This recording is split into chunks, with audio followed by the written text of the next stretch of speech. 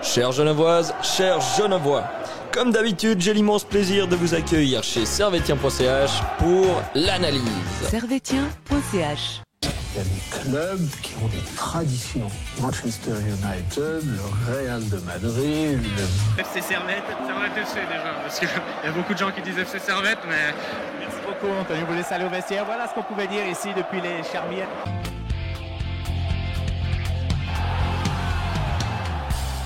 Camarades servétiennes, camarades servétiens, bonjour, bonsoir et bienvenue dans votre podcast de l'analyse.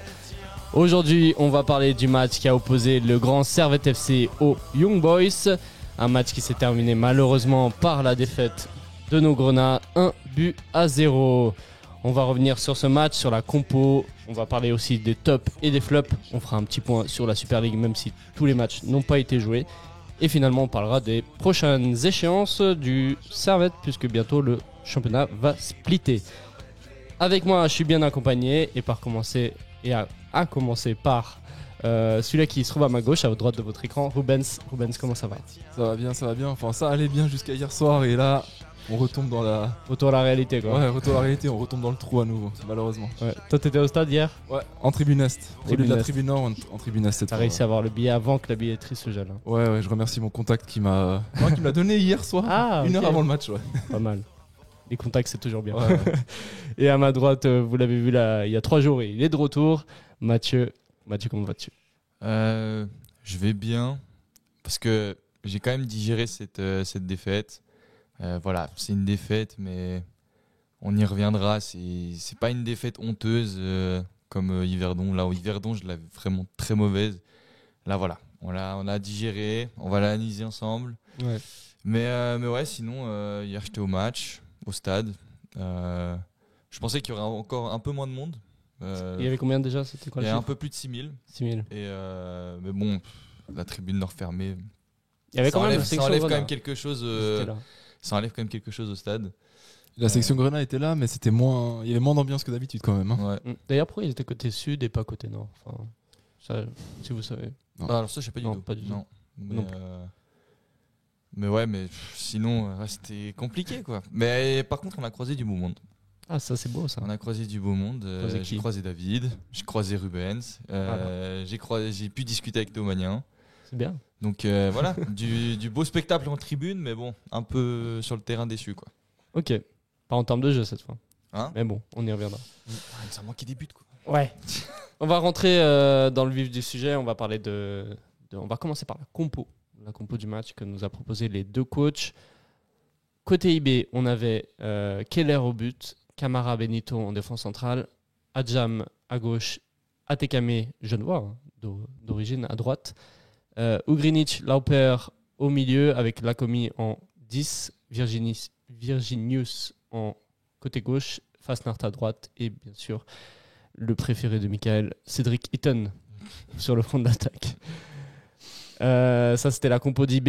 Et pour les hommes d'Eberly, on avait Mal au but, on avait le retour de la charnière centrale Adams Rouillet, à gauche Mazikou, à droite Tsunemoto, on doit Baron comme face à Lugano avec Konya en sorte de 10, 8,5, Kuteza à gauche, Stevanovic à droite et Ndoye devant. J'ai plusieurs questions sur cette compo, mais la première c'est concernant Ndoye qui est sur le front de l'attaque alors que Crivelli avait fait un bon match contre Lugano. Est-ce que ça vous étonne ? Oui, moi ça m'étonne parce que Crivelli maintenant ça doit être notre numéro 9 titulaire à tous les matchs. Hein. Franchement, Ndoye c'est un bon remplaçant, mais il n'est pas au niveau de Crivelli. En tout cas, moi c'est mon avis là-dessus. Puis après, le reste de la composition, moi j'aurais aimé voir une composition un poil plus offensif. C'est-à-dire que j'aurais voulu plutôt voir Konya à côté de Baron ou Ondoa. Et puis un Kutesa en 10. Moi j'aurais voulu un Kutesa en 10 parce que je pense que face à cette équipe d'IB, si on ramenait 2 joueurs assez offensifs dans l'axe de l'attaque, ça pouvait faire mal parce qu'on sait que IB c'est une défense à 4. Ils sont que 4. C'est pas comme les dernières défenses, par exemple comme Lugano, où on sait qu'ils vont être à 5. Donc là, je pense que ça aurait pu rajouter du poids, un Kutesa en en 10 qui pourrait percuter et faire un peu la percussion qu'Antunes fait d'habitude avec sa technique, parce qu'Kutesa a une très bonne technique, et j'aurais voulu une petite titularisation de Ouattara sur le côté, parce que Ouattara, ça fait quand même quelques matchs qui me plaît beaucoup, quoi. Est-ce que jouer avec 3 milieux, donc Konya, Ondoa, Baron, contrairement à ce que tu as dit, mettre un ailier en tant que 10, c'est pas la compo d'Eberle dans les gros matchs, contre les gros adversaires? Parce qu'on l'a vu contre Lugano, on le revoit contre IB. C'est Est-ce que habituel. Oui, Ouais. c'est habituel. Dès qu'il rencontre une grosse équipe, on sait que Konya il va jouer au poste de numéro 10 et qu'on va avoir 2 vrais milieux défensifs au milieu, quoi. Et que ce soit Magnin, Baron, Ondoa, Doulin, on sait qu'il y aura 2 vrais milieux défensifs dans ces positions-là, et il prend jamais de risque en mettant Konya dans ce double pivot, malheureusement. Ouais. C'est une volonté de densifier le milieu? Oui, Ouais, effectivement. Mais tu vois, moi je pense que Konya, c'est mon avis sur les matchs que je regarde. J'ai l'impression que quand il joue dans cette position-là, il est un peu bridé. J'ai l'impression qu'on ne peut pas exploiter le maximum de Konya. Parce que Konya, moi j'aime bien le comparer un peu, c'est un peu notre N'Golo Kanté. Tu sais, il est à la récupération, il est devant, il court, il fait des marathons à chaque match. Et moi je l'aime trop dans ce double pivot. Je le trouve trop fort dans ce double pivot. J'ai l'impression que ce double pivot, il est fait pour lui. Et c'est pour ça que j'aimerais un peu plus de folie sur ce poste de numéro 10. Même si c'est un faux neuf, si c'est un ailier qui dézone. Je suis d'accord avec toi. C'est vrai que... Ouais, vas-y Rubens. Konya, justement, c'est le parfait box-to-box, et dans le double pivot, il fait très bien la liaison entre la défense et l'attaque, et je suis d'accord avec toi, je le trouve trop bridé quand il joue derrière l'attaquant. C'est beaucoup trop haut pour lui. Des fois, il est de dos au jeu, pardon. Il a plus de mal à combiner avec l'attaquant quand il est face aux défenseurs centraux. Enfin, je le préfère plus bas, il a plus de temps pour construire les actions et faire des belles passes comme on le connaît, malheureusement. On n'a pas vraiment de 10 à part Antunes dans notre effectif. Tu avais parlé de Guy Menot qui peut jouer à ce poste, mais c'est vrai que c'est un manque qu'on ressent dans ces derniers matchs, et quand on parlait de jeu, on disait un manque un 10. C'est le point où Servette doit s'améliorer, doit trouver quelqu'un, ou doit recruter. Il a aussi testé Stevanovic dans cette position et ça avait bien marché en plus. C'est vrai. Donc ça aurait pu être une option avec Kutesa à gauche et Ouattara à droite ou Varela, mais effectivement il aurait pu le tester. Mais après on sait qu'il est un peu frileux et qu'il n'allait pas prendre des gros risques contre une bonne équipe. Mais pourquoi s'entêter sur le 4-2-3-1? Pourquoi pas changer de formation? Passer à un 4-3-3, un 4-4-2? Parce qu'on n'a pas de 10. Ouais, justement. Moi, en plein match, en deuxième mi-temps, moi, je voulais que vers la 50e, il passe en 4-4-2, parce que au début, je trouve c'est toujours bien de partir avec cette composition pour jauger l'adversaire. Voir, parce que l'adversaire, tu peux les analyser avant, mais après, ils peuvent mettre un plan de match et un plan de jeu exprès contre toi, surtout si tu es le leader. Parfois, il y a des équipes qui, d'habitude, vont être derrière et tout d'un coup, contre toi, ils vont tenter un coup de poker en première mi-temps et ils vont essayer de prendre le jeu à leur compte. Et toi, du coup, ça va te déstabiliser parce que tu avais prévu d'avoir le ballon. Et là, moi, je suis tout à fait pour garder cette structure-là en première mi-temps. Comme ça, tu jauges. Et IB, honnêtement, ils peuvent à la fois être solides derrière, défendre et jouer en contre, comme prendre le jeu à leur compte. Et puis, on l'a vu, IB, ils nous ont laissé la balle. Très, très vite dans le match, ça s'est vu, ils étaient venus pour défendre et marquer 1 ou 2 buts et repartir avec les 3 points. Et là, en deuxième mi-temps, j'ai trouvé qu'il a trop tardé pour faire cette prise de risque. Surtout que la suprématie au milieu de terrain, tu l'avais aussi bien avec 3 milieux de terrain qu'avec 2 milieux de terrain. Ouais, 2 milieux de terrain, ça suffisait. Je pense que tu mets Konya et Ondoa ou Baron en double pivot en 4-4-2 et tu fais rentrer... moi, j'aurais bien vu un duo Crivelli-Ndoye parce que c'est 2 mecs devant qui vont gêner les attaquants. Et moi, ils n'ont pas le même rôle en plus. Ils n'ont pas les mêmes rôles et ils sont bons dans la surface. Et moi, ce que j'adore avec le Servette d'aujourd'hui, c'est Stevanovic qui est de retour à son... Là, c'est le top niveau. Hein. Stevanovic, c'est dans les meilleurs ailiers de Super League. Et donc, avec la qualité de centre de Stevanovic, face à une défense à 4 qui a que 2 défenseurs centraux, tu mets 2 attaquants de pointe dans la surface avec un Konya qui se projette, tu auras du monde. Et là, c'est là où je me disais, en fait, on s'entête à passer sur les ailes.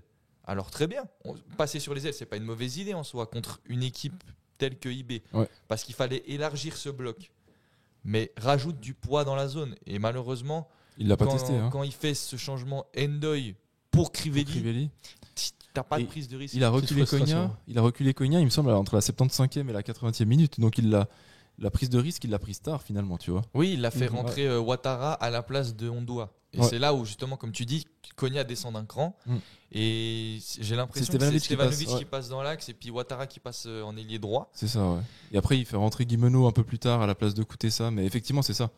Jamais il a testé 2 attaquants, malheureusement. Exact. Peut-être à tester pour. Enfin, moi, je trouve que, comme Mathieu le disait, ça apporterait quelque chose. Déjà parce que les deux sont très grands et ils apportent du gabarit dans la surface. Donc les équipes qui jouent pour défendre, bah, on pourrait les surprendre dans ce cas-là. Et puis, en plus, ils n'ont pas le même rôle. Hein. Il est là pour finir, l'autre, il peut être dans la construction. Crivelli peut jouer un cran en retrait.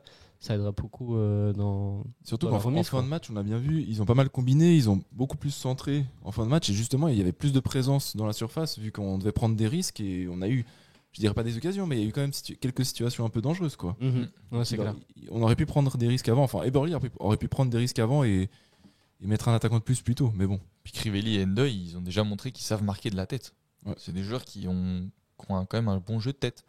Et puis, comme tu dis, tu vois, Crivelli, comme je me répète par rapport à la dernière analyse, pour moi, c'est le meilleur attaquant de haut jeu de Super League.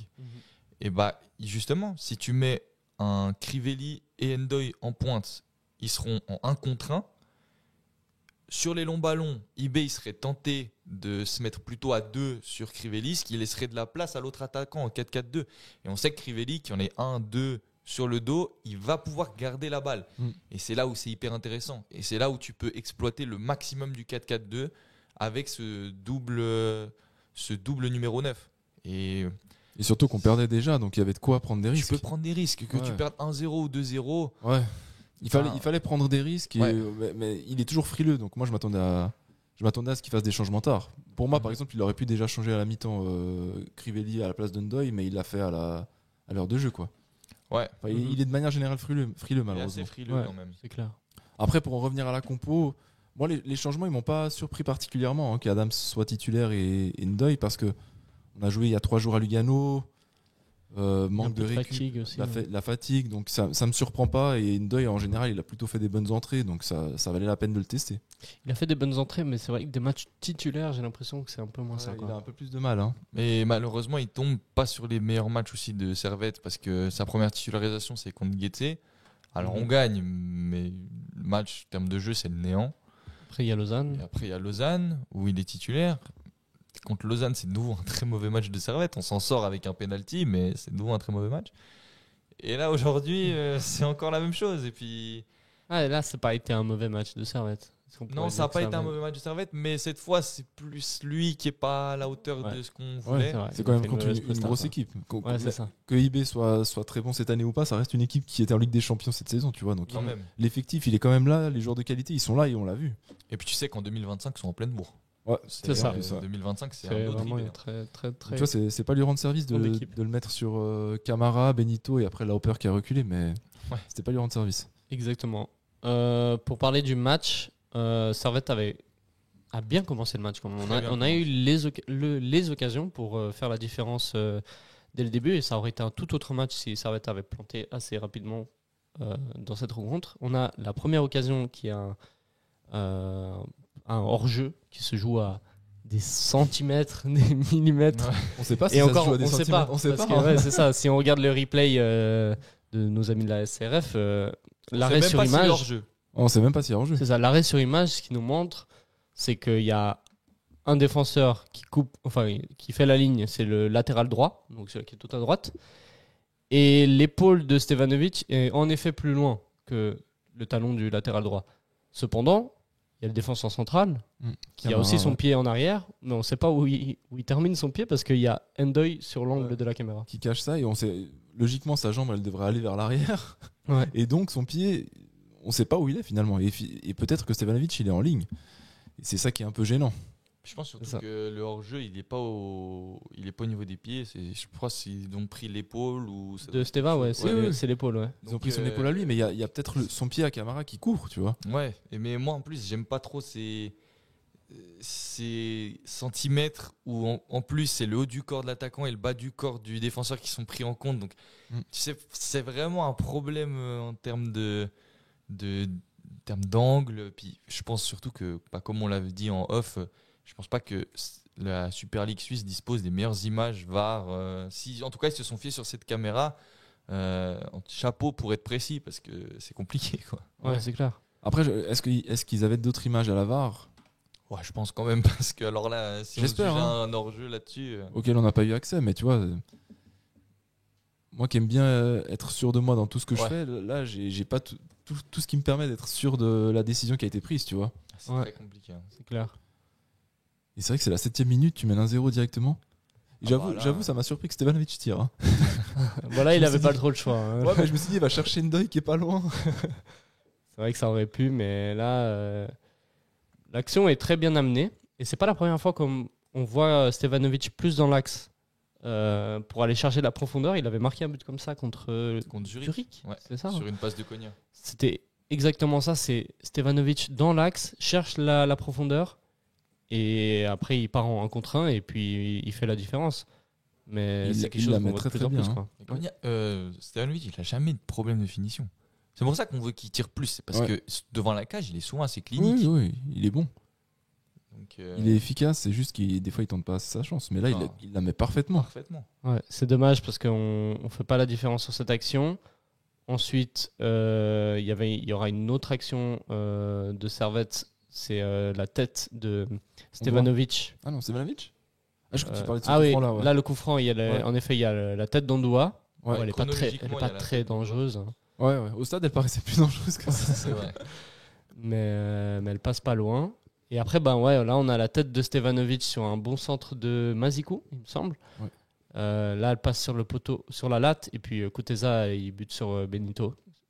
Et ça reste 0-0. Mais on a les occasions pour marquer le 1-0. Et là-dessus, je voulais souligner, alors c'est peut-être moi, mais déjà, Mazikou, il a pris vraiment une autre dimension cette saison, mais je trouve qu'on lui découvre une faculté de centre qui est hyper intéressante. Il a quand même des très bons centres. Mm-hmm. Et là où l'année passée, ça m'a vraiment pas du tout frappé, j'avais pas forcément l'impression qu'il avait un impact offensif.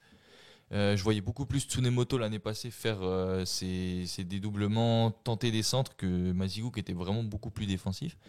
Et là, cette année, avec cette confiance, il ouvre des nouvelles possibilités avec ses centres. D'ailleurs, contre Yverdon, le centre pour Crivelli, c'est lui qui le met parfaitement pour Crivelli. Donc, ce joueur est vraiment en train d'être vraiment le pilier de Servette dans ce couloir gauche. Ça fonctionne très bien avec Kutesa. On sait en plus que dans la vraie vie, ils s'entendent très bien. Donc ça combine entre les deux. Même en deuxième mi-temps, on a vu pas mal de combinaisons entre Kutesa et Mazikou qui passait dans le dos. C'est un très bon point pour Servette. C'est une des valeurs sûres du 11 titulaire, ça c'est sûr. Hein. Titulaire indiscutable, il n'y a aucune concurrence malheureusement. C'est ça. Heureusement. Tant mieux, ouais. Tant mieux. Il peut performer. Mais Servette loupe les occasions du coup de marquer le 1-0. Et c'est IB qui, dans les dernières minutes de la première mi-temps, va prendre l'ascendant. Il y a 2 actions à la fin. On a un face-à-face de Virginius qui bute sur Mal. Et après, on a un corner, je crois que c'est sur l'action d'après. Et c'est le but qui va tomber sur un corner bien tiré sur la tête de Fasnacht. La 30-30. Mal ne peut rien faire. Ça fait 1-0 et c'est un peu frustrant parce que Servette a dominé le début de la première période et est mal récompensé à 5 minutes du terme. C'est l'inverse de ce qu'on a vu sur les derniers matchs. Hein. Ouais. À Lugano par exemple, c'est vrai qu'on domine le match, on a des situations dangereuses, des occasions, un but qui est annulé pour des millimètres et au final tu te retrouves mené 1-0 à la mi-temps sur un corner. Et les buts avant la mi-temps, ça fait souvent la différence. Hein. Ouais. Ces buts entre la 40 et 45e, ça change. Ça peut tout changer. Par exemple, on gagne 2-0, on met un but dans ces 5 dernières minutes, ça relance le match. Ouais. Ce qui est intéressant, c'est... J'encourage du coup les gens à aller voir le résumé de la SRF parce qu'ils mettent sur le corner en évidence Baron et Fasnacht. Et c'est le duel qui est clé, crucial dans ce but parce que c'est flagrant la différence d'attitude et de comportement sur le fait d'attaquer la balle. Fasnacht, il y va en sprintant avec la détermination et une fin de marquer. Et malheureusement, Baron, sur ce but, il est léger. il est trop léger. Il est mou, ouais. va, Il y va pas. il y va avec énormément de nonchalance. Il court même pas, il trottine. Et puis, on sait que là, c'est le haut niveau, c'est les détails. Et puis, dans des matchs comme ça contre IB, et IB, ils savaient que c'était là-dessus qu'ils allaient jouer dès le départ. Et je pense que Servette aurait dû être très méfiant sur ses coups de pied arrêtés. Il y a un deuxième corner juste avant la mi-temps où ils ont failli nous mettre le même but. Ouais. Il fallait être très malin là-dessus et jauger assez vite et se dire ok, c'est le plan de jeu que IB veut, maximiser les coups de pied arrêtés, maximiser les contre-attaques et être très solide derrière. Et malheureusement, on est tombé dans le piège, on a été endormi. Il me semble que Rouillé sur l'interview à la mi-temps, il dit justement que sur le corner, ils sont trop légers. Donc... Surtout que Baron, il est défenseur central de formation. Ouais. T'attends de lui qu'il soit plus agressif sur ce genre d'action parce qu'au final, c'est ce qui fait la différence. Puis c'est typiquement une situation de défenseur central, hein, clairement. Ouais. Et Fasnard, c'est pas non plus Bedia ou Wheaton, enfin un excellent joueur de tête. Enfin, que je sache, il n'est pas particulièrement connu pour son jeu de tête. Donc c'est dommage qu'on soit mené là-dessus. Et surtout qu'à part, j'ai pas envie de tomber sur Baron, mais c'est vrai qu'à part ça, il fait son match. Mais c'est dommage on va garder ça comme image. On va garder un peu ça comme erreur, hein, malheureusement. C'est l'erreur, ouais. Exactement, qui amène le but. 1-0 à la mi-temps. Ouais, ce qui est cocasse, c'est que Stalovic, il met une tête sur la barre. La barre, elle est sortante. Ouais. Et là, sur le corner, elle touche la barre. C'est rentrant. c'est les détails. Hein. C'est les détails. Et puis, on verra que c'est un peu le facteur chance qui aura quand même pas sauvé la Servette sur ce match. Mais est-ce qu'on peut vraiment s'en plaindre au vu des dernières performances de Servette? Je pense pas. Après, j'ai l'impression que le championnat suisse, ça se joue beaucoup à la réussite et à des petits détails constamment, tu vois. Clairement. Et c'est ce qui fait la différence. Après, je voulais juste revenir encore sur une action après un mi-temps. Ouais. C'est quand on récupère un ballon assez haut, je me rappelle plus. Cette action n'est pas dans le résumé malheureusement, mais on récupère un ballon haut qui finit sur un deuil à l'entrée de la surface et qui décide de tirer. La frappe finit sur un défenseur alors qu'il a coûté ça juste seul à sa gauche dans la surface. À qui il peut donner? Et là, ça peut aussi faire un 0. Et sur le moment, tu te dis, mais ça se joue à des détails aussi comme celui-là, quoi. On prend la mauvaise décision et peut-être qu'on peut marquer là-dessus aussi. Ndeuil n'a pas été très en jambes dans ce match. Ouais, on va en des problèmes de crampons, des imprécisions, mais ouais, c'est clair qu'il n'a pas été décisif comme on le voulait qu'il soit. En tout cas, première mi-temps, le match est donc à 1-0. IB fait quand même un double changement à la mi-temps, ce qui montre qu'eux, ils n'étaient pas satisfaits de leur jeu. Il y a Bedia qui rentre et Malès. Ouais. Donc double changement et IB revient fort quand même parce qu'ils ont la même action, enfin la même chose que nous. Nous, en début de première mi-temps, on marque un but hors jeu. Cette fois, c'est eux sur un service de Virginius. Si je me trompe pas, c'est c'est Grinic qui sert Virginius, qui remet en retrait Fasnacht pour Fasnacht, qui croyait au doublé du coup, mais non, hors jeu. Mais cette fois un peu plus clair quand même que celui-là hors jeu en plus de Stevanovic. Moi je l'ai vu direct au stade. Au moment où il a reçu la balle, Virginius, j'ai dit hors jeu. Après, quand il y a eu le but, j'ai eu un petit doute. Je me suis dit, vu le temps qu'ils ont pris en plus pour l'annuler, tu te demandes à quel point ça se jouait. Mais ça me semblait assez clair qu'il y ait hors jeu. Mais IB sont revenus des vestiaires avec l'intention de marquer le deuxième. Oui, bien plus agressif qu'avant. Bien plus agressif que Servette, qui au contraire, au début de première mi-temps, était très bien. C'est un peu relâché sur la fin et a mal commencé le début de la deuxième. Ils étaient pas satisfaits, IB, de leur première mi-temps. Et c'est contradictoire avec le score parce que 1-0, c'est aussi contradictoire avec le plan de jeu que nous on a vu. Parce qu'on a l'impression juste que eux, ils étaient hyper heureux en fait de leur première mi-temps parce que c'est parfait pour eux. Ok, ils ont eu un peu chaud avec le but annulé et puis la barre. Mais finalement, pour eux, c'était le scénario parfait. Ils sont solides derrière, ils n'ont pas pris de but et ils ont mis un but sur corner, sur leur seule occasion. Où ils ont en tout cas mis 50% de leurs occasions. Pour l'occasion de Virginius, ils ont mis une occasion sur deux au fond. Donc pour eux, c'est scénario réussite maximale.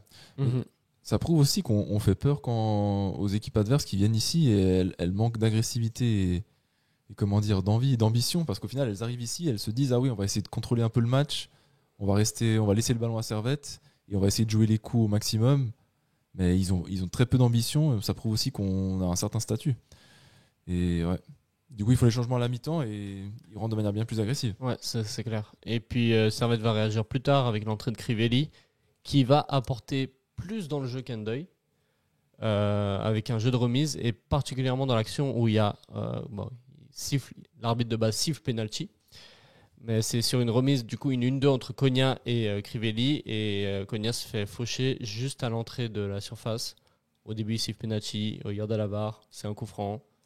On regarde dans le ralenti, c'est en effet un coup franc, il n'y a pas de doute Il n'y possible. a pas de doute possible là-dessus, ouais, malheureusement. C'est dommage, mais ça va donner un beau coup franc pour Servette, qui va être tiré par Stevanovic. Et ce coup franc va être tiré sur le poteau. Et encore un poteau. Donc 2 poteaux pour Steva. Ouais. C'est dommage, c'est encore un détail. On pouvait revenir dans ce match et on revient pas. Ça reste 1-0.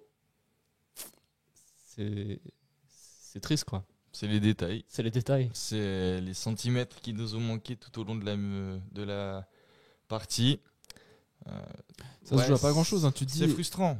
Ne serait-ce qu'un centimètre de plus sur la droite du poteau, et le ballon, peut-être qu'il est dévié par le poteau et il finit dans la cage, tu vois. C'est ça qui est rageant.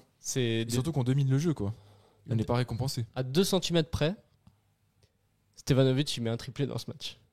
Le hors-jeu, la barre et le poteau. Ouais, purée. Ouais. Et tu peux mettre 2 cm sur tous les buts en C'est plus. 2 cm dans chaque but. Hein. Vraiment.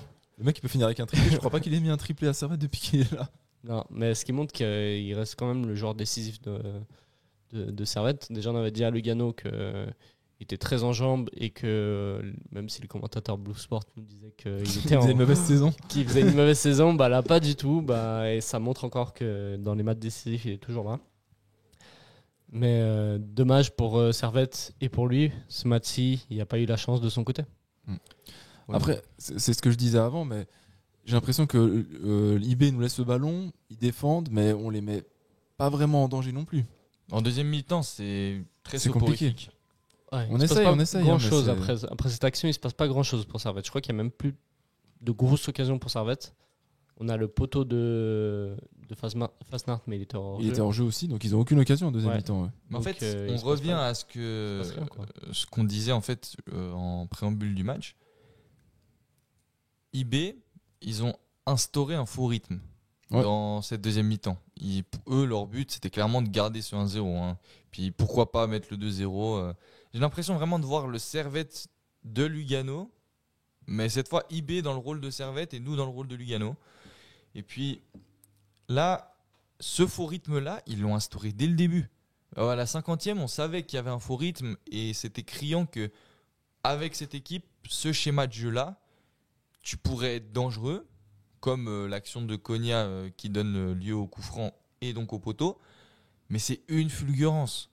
Et c'est vraiment pas assez. Puis tu le vois dans les situations, on arrive avec du beau jeu, des bonnes actions, des bons automatismes, à arriver jusque devant la surface de IB. Mais quand on arrive dans cette zone-là, il se passe plus rien. Il y a plus ce petit coup de magie qu'on pourrait avoir, ces petits choix tactiques que l'entraîneur aurait fait pour inverser la tendance. Malheureusement, ce choix tactique-là, il le fait à la 80e minute. Et on y revient. Le 4-4-2, s'il l'avait mis dès le départ à la 50e, c'est-à-dire qu'il laisse 5-6 minutes à IB pour leur faire croire qu'on va rester dans le même schéma, puis en fait, non. Tac, 50e, tu changes. Et tu fais un 4-4-2 avec Ndoye et Crivelli dans un premier temps, puis après Ndoye, tu le sors après pour un autre attaquant. Là, je pense que tu bouleverses quelque chose et tu aurais pu être encore beaucoup plus dangereux. Je dis pas forcément que c'est sûr que tu marques, mais en tout cas, tu es beaucoup plus dangereux. Et je pense que tu te crées beaucoup plus d'occasions parce que finalement, à part le poteau de Stevanovic, il n'y a pas grand-chose en termes d'occasions. Il n'y a pas grand-chose. En plus, en deuxième mi-temps, Young Boys a décidé de dasher le jeu. A commis beaucoup de fautes, a essayé de perdre du temps. Les joueurs qui restent par terre aussi. La stat, Servette ont eu 18 coups francs dans ce match. 18 coups francs, il y a eu un poteau sur le coup franc de Steva, mais aucun centre sur coup franc n'a été dangereux. Puis même sur corner. Il n'y a rien qui m'a marqué de particulier. On peut dire que les coups de pied arrêtés étaient très mal frappés parce que ça arrivait même presque pas au premier poteau. Si c'était en 4-4-2, on aurait eu Ndoye et Crivelli, peut-être pour faire la différence de la tête. Puis si t'aimes autant les premiers poteaux, un des deux va au premier poteau, un autre va au point de penalty, puis alors là c'est super dur à défendre. Parce que quand c'est Stevanovic qui centre, Stevanovic après lui il a l'embarras du choix. Il a 2 options et après t'as même une option en retrait, pourquoi pas avec un Konya qui se projette. Et ça devient super dur à défendre parce que au total ça veut dire que tu te retrouverais avec 4 joueurs dans la surface. ou 3 joueurs dans la surface et un à l'orée de la surface. Konya qui serait ce joueur soit le 4e dans la surface, soit à l'orée. T'aurais Crivelli et Endoy dans cette zone où généralement les centres arrivent. Et puis si le centre est fuyant, t'as encore un Koutessa qui pourrait être au deuxième poteau pour rentrer, couper. ouais. Donc c'est là où qu'il a l'habitude de le faire en plus. c'est là où c'était un peu frustrant parce que j'aurais vraiment voulu voir un 4-4-2 assez rapidement. Moi, j'aurais Ouais. pas forcément obligatoirement demandé un 4-4-2, mais j'aurais demandé un changement tactique bien plus tôt et pour qu'on prenne des risques, tu vois. T'aurais fait quoi comme autre changement tactique? Bah, j'aurais soit enlevé Ondoa et Baron et j'aurais mis Konya dans le double pivot bien plus tôt. À Ouais. l'heure de jeu, à la 55e, pour moi, il fallait le faire. Il a Surtout attendu. que, là, il n'y avait pas l'importance Ah, de puis dominer le t'aurais- milieu parce que c'était plus des actions, Ouais. des centres. Et de des- toute façon, IB il jouait déjà dans leur milieu de terrain, donc on allait avoir le ballon. Il n'y avait pas de quoi s'inquiéter sur la récup du ballon particulièrement, tu vois. Enfin, pour moi, il fallait reculer Konya bien plus tôt et après devant, quitte à mettre Stéva en numéro 10 ou Ouais, en- pas en forcément numéro de 9, comme buteur, tu l'as dit. mais mettre un des ailiers au poste de Konya pour derrière plus l'attaquant. offensif. Ouais. Ouais, que ça coûtait ça, Stefanovic, mais qu'on enlève un milieu défensif et qu'on mette un joueur offensif de plus. Et ça, malheureusement, on l'a vu à partir de la 80e minute. Ouais, parce que les changements Donc, qu'il fait, à part Crivelli, il y a Ouattara et Guimeno qui rentrent. Ouattara il rentre à la 74e, Guimeno rentre à la 82e. C'est pas tant les joueurs qui vont faire la différence sur des coups de pied arrêtés. Pas du tout. C'est plus des joueurs de contre. Et à ce moment-là, on n'était pas trop en situation de contre. Enfin, IB n'était pas trop devant. Non, mais c'était carrément IB qui était en situation de contre. Et puis, malheureusement, quand il fait ces changements à partir de la 75e, IB, ils sont limite même plus dans le faux rythme. Ils sont dans on bétonne derrière. On bétonne derrière et on Et essaie moi, de partir en contre. j'ai vu même que IB qui a joué à 4 toute la partie, j'ai prêté attention à partir de la 70e où Greenwich, il venait, quand nous on avait la balle, se positionner en tant que 3e défenseur central. Et il se retrouvait avec une ligne de 5. Et là, à partir de là, quand il commence à bétonner, généralement, à part justement sur un coup de pied arrêté où tu peux faire quelque chose ou une fulgurance, ça devient quand même très compliqué. Mais ça manquait de présence offensive, ouais, ça c'est sûr. Donc, ça revient et ça confirme le fait qu'un changement plus tôt aurait sûrement inversé la tendance parce que IB, certes, instaurait un faux rythme, mais n'était pas aussi défensif que dans les 15 dernières minutes. Ce qui est logique. Mhm. C'est clair. En tout cas, résultat final 1-0 pour IB. C'est frustrant. Alors, c'est pas le même frustrant que face à d'autres équipes Comme Yverdon. comme Yverdon. Ouais. Mais parce qu'il y a eu du jeu quand même de Servette. Mais c'est frustrant parce que ce match, justement, on aurait dû le gagner ou au moins avoir match nul. On peut rien leur reprocher parce que moi j'ai vu des joueurs courir, sprinter même à la fin du match. Enfin, ils ont tout donné pour faire mieux que cette défaite, mais c'est frustrant parce qu'on n'est pas du tout récompensé. C'est ça. Contrairement à samedi contre Lugano. C'est ça. Justement, c'est vraiment l'inverse de Lugano. Lugano, on est récompensé alors qu'on fait un match catastrophique. Dans le jeu, pas bon, quoi. Ouais. Et Mais là, en fait, c'est ça qui est paradoxal. C'est que on a tendance à dire que Servette a fait un mauvais match à Lugano. Mais moi, je pense pas. Je pense que Servette, ils ont fait leur match à Lugano parce que dans le contenu, on est tous d'accord, c'était pas bon en termes de jeu.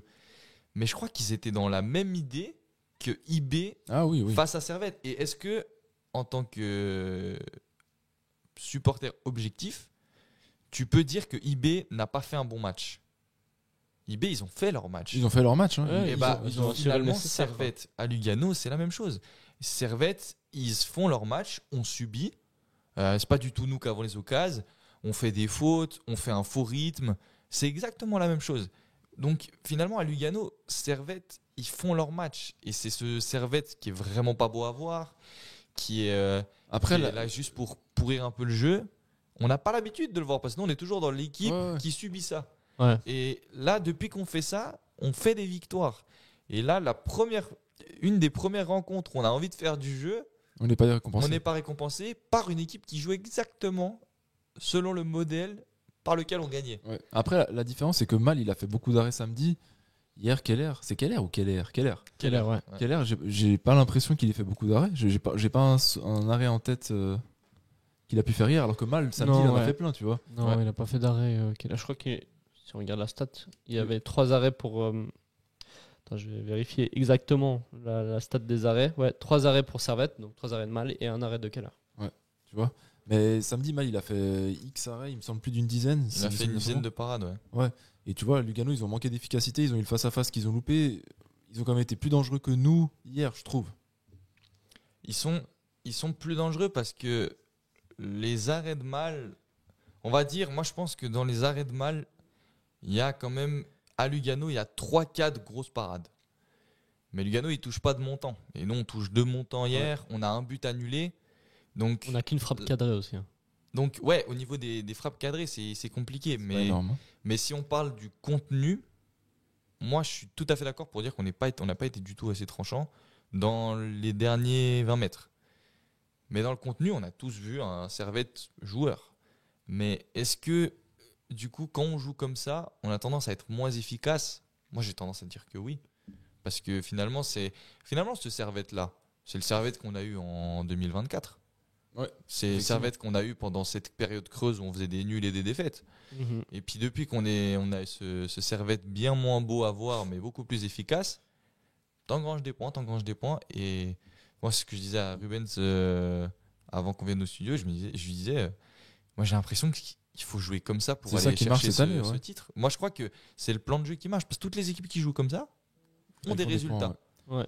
Il faut pas être très ambitieux, il faut essayer d'être solide, de bien défendre, de concéder le moins d'occasions possible et de jouer sur des contres, des corners, des coups francs et des coups, quoi. Mais effectivement, c'est ce qui est récompensé actuellement. Cette année, ce sera Ouais. le championnat de l'efficacité. Ce sera qui sera le plus efficace. Mais C'est ça sera ça. pas un beau champion, hein. Non, Et, justement, dans le jeu, ce sera pas beau. Et Mathieu, tu disais à l'analyse de Lugano, tu disais qui gagnera ce match gagne le championnat. Ouais, bah, Parce que tu es toujours fixé sur le fait que. malheureusement, je le pense. Malheureusement, je le pense parce que IB, je les vois dans une énorme forme. Alors, ils doivent encore jouer à Lucerne un match avant que le championnat se split. Ah, on va revenir Et après ça. ils doivent jouer contre Zurich chez eux. C'est encore les 2 matchs où on peut se dire, parce que le prochain match, ils reçoivent Yverdon. Donc, se déplacer à Yverdon, c'est compliqué, mais recevoir Yverdon au Wankdorf, je crois que la dernière fois qu'Yverdon est allé, ils en ont pris 5 ou 6. Donc, je crois que. C'est seulement compliqué pour nous de toute façon. Oui, c'est ça. Nous, Dans ce- je crois que Yverdon, c'est notre bête noire. Donc, Ouais. IB, ils ont encore 2 matchs où voilà, ça peut potentiellement être compliqué. Je pense surtout le match à Lucerne. Le match à Lucerne, il va pas être facile. Beaucoup d'équipes se cassent les dents. On a vu que Bâle a fait match nul à Lucerne. Donc là-dessus, on peut peut-être se dire qu'IB peut encore perdre des points. Mhm. Malheureusement, j'ai un peu l'impression que c'était un peu une finale pour le titre. Mais je le dis à l'heure actuelle. Et dans 3 matchs, j'aurai un autre discours parce Ouais, que ouais, ce championnat est illisible. Mais en termes Ouais. de forme, pour moi, c'était actuellement les 2 équipes qui étaient le plus Plus en forme, ça c'est le sûr. plus en forme et actuellement les plus aptes pour le titre. Moi honnêtement, je vois Bâle un tout petit cran en dessous d'IB et Servette pour la fin de saison. Ok. Parce que je trouve que, tu vois, suffit que Bâle, il y ait Shaqiri qui se pète et il n'y a plus rien. Sur les derniers matchs de Bâle, Shaqiri, c'est celui qui fait tout, c'est celui qui détonne tout. Et on n'a qu'à regarder sur l'application des buts. Shaqiri, il est tout le temps impliqué dans l'un but. Alors après, tu me diras, oui, notre équivalent, c'est Stevanovic.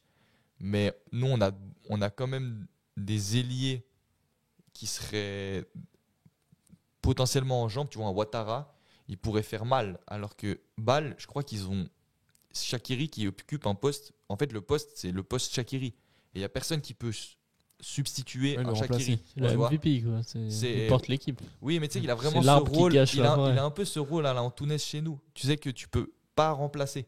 Parce qu'ils n'ont pas un joueur comme Shaqiri. Parce qu'il n'y a Mhm. pas d'égal à Shaqiri. Ce que Shaqiri fait, il n'y a que Shaqiri qui peut le faire. Et Lugano, ils ont eu une période aussi creuse. Ça coïncide aussi avec le fait que Stephen ne jouait plus. Parce que Stephen a été légèrement blessé. Mais Stephen, tu peux pas le remplacer.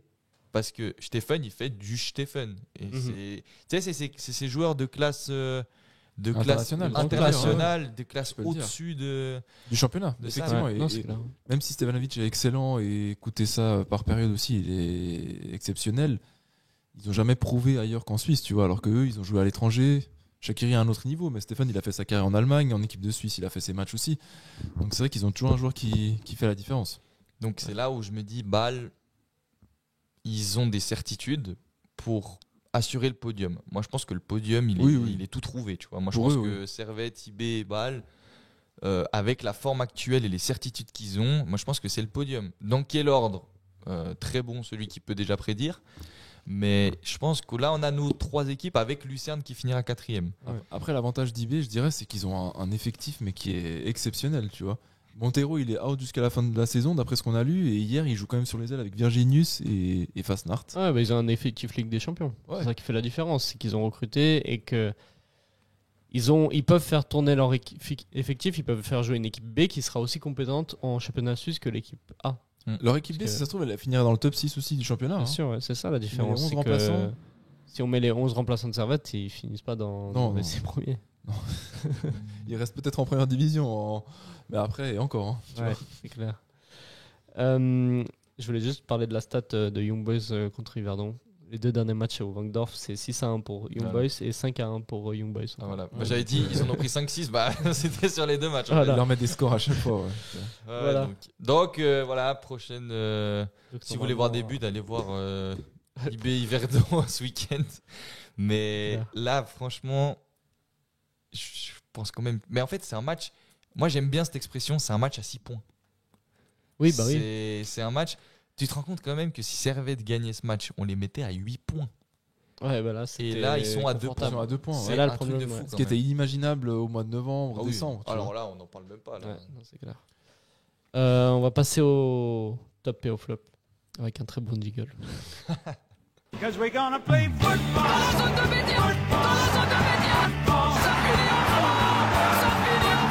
Goal, goal, goal, goal pour le Servette FC. C'est comme quand on ramasse les cerises, on a un œil sur la cerise et puis un œil sur le panier. Voilà, il faut toujours plutôt regarder en haut. Heureusement qu'on n'a pas entendu goal de Bédia hier, parce qu'il n'a pas marqué. Mais Sacrée entrée d'ailleurs. ouais, Non, mais Un autre, attention, s'il marque hier, anecdotique quoi. le jingle, on le met pas. Non, On fait un jingle nous-mêmes. hein. Ouais, ouais. Ouais. Surtout que ça va pas être compliqué à trouver. Enfin, il y a d'autres jingles qui doivent traîner par là. Oui, ouais.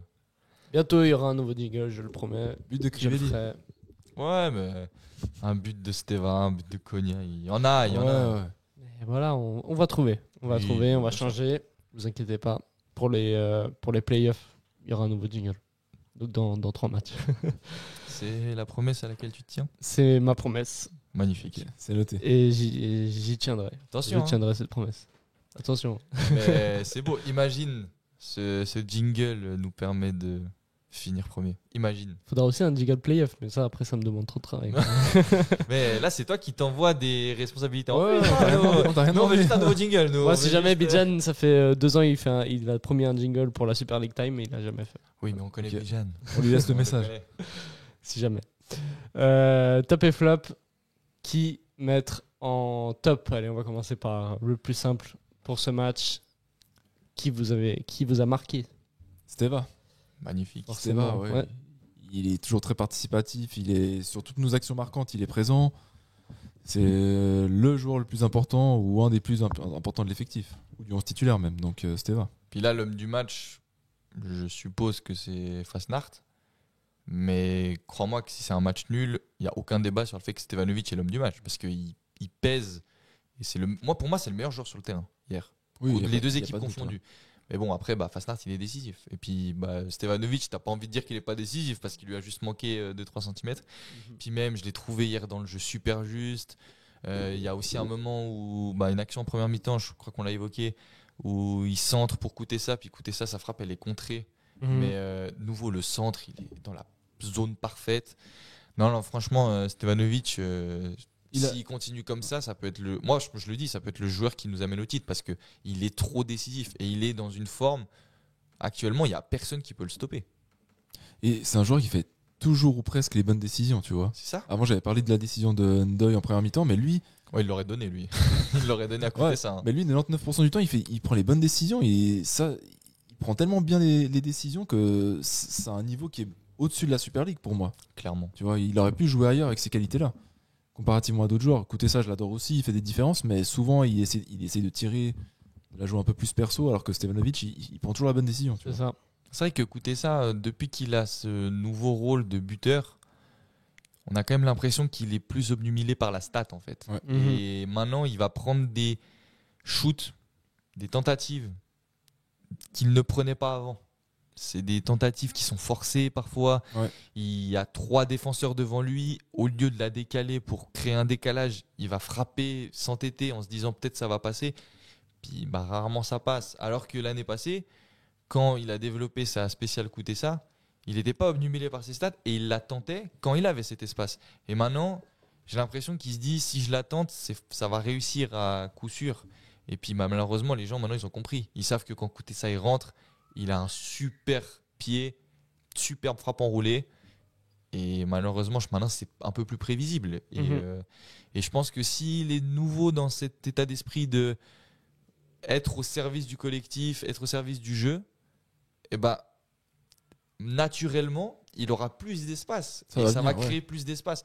Alors que s'il s'entête à vouloir marquer et scorer pour finir meilleur buteur, et peut-être se donner un coup de pub encore pour le mercato d'été, ça dessert l'effectif, mais ça le dessert aussi lui, parce que ça fait quand même un moment qu'il a plus marqué. Mais je pense que c'est ça le problème, c'est qu'il veut tellement se mettre en avant, se mettre en valeur en vue de cet été où il sera libre qu'il force alors qu'il a aucun angle, il a 3 mecs devant lui, comme tu l'as dit. Enfin, après hier, il a fait son match, il n'y a rien à dire là-dessus, mais c'est vrai que comparé à Stevanovic qui fait toujours les bons choix. Donc effectivement, pour revenir au top, Stevanovic, parce que là on a pris une dérive, on est parti sur Kutesa, mais c'est pour montrer que Stevanovic a vraiment fait un bon match et prend souvent les bonnes décisions dans ses choix. Après, moi j'ai du mal à ressortir d'autres joueurs parce que, à part Ndoye, dont je vais parler après, ils ont tous fait leur match, j'ai l'impression. Baron, ils ont tous été moyens. Ni des tops, ni des flops. À part Baron, il a fait son match, j'ai bien apprécié. Il a bien distribué au milieu de terrain, il a des qualités techniques qui sont très bonnes. Et on peut reparler de son attitude sur le corner. C'est insuffisant, malheureusement. Mais à part ça. Konya en top. On peut le mettre aussi, ouais. Moi, Konya, c'est vrai que j'ai bien aimé son match, mais j'aurais voulu le voir plus présent dans le jeu. Je trouve qu'on aurait encore plus pu le voir dans le jeu. Même si des 3 milieux, c'est quand même le plus actif. Mais on en revient sur sa position. Et j'ai l'impression qu'il a été un peu bridé, en fait, malheureusement. Ouais. Et les gros avantages, par contre, de Konya dans cette position-là se ressentent sur le pressing. Parce que c'est presque lui qui déclenche le pressing quand il est si haut. Parce que quand on lance un pressing, il est limite à côté de Crivelli, en fait. Et ça, c'est intéressant. Et il va souvent gratter ses petits ballons. Hier, il en a gratté 2-3. Ou en tout cas, mis une telle pression que IB ont un peu paniqué et nous ont fait 2-3 cadeaux. Donc ça, c'est le gros point fort de Konya dans cette position. Mais après, au niveau du jeu, je trouve qu'on aussi peut sur le mieux terrain, faire. Quoi. C'est ce qu'on a dit, mais aussi sur le terrain, il est au milieu des centraux, des milieux défensifs. Avec leur gabarit, il n'a pas assez d'espace et de temps pour combiner comme il peut le faire un peu plus bas. Il est dos au but aussi. Il n'est pas fait pour ça. Un exemple tout bête, mais l'année passée, pourquoi il fait une saison aussi extraordinaire? Parce que pour moi, l'année passée, Konya, il est sur une autre planète sa saison. Et en plus, il joue tous les matchs. Mais il est exceptionnel. C'était de loin le meilleur joueur de l'effectif. Il fait cette saison-là parce qu'il n'a quasiment jamais joué dans cette position l'année passée. Parce qu'on a eu un Antunes qui a eu une blessure en début d'année. Mais après, finalement, le deuxième tour, il a quand même été très présent. Il n'a pas eu de blessure notable. On en avait d'autres devant aussi. Et on avait des autres joueurs qui pouvaient jouer dans cette position. On a vu déjà plus un Guimeno dans cette position-là. Weiler, il avait déjà commencé à le mettre un peu là. Il faisait aussi des 4-4-2 avec Bedia et... Ouais, ça c'était en première partie de saison. Mais en deuxième partie de saison, Konya ne jouait pas dans cette position-là. Il était indéboulonnable dans ce double pivot. Et il était stratosphérique. Et c'est là où, comme Rubens l'a dit, c'est son poste. C'est là où il doit jouer. C'est là où on aura le meilleur Konya possible.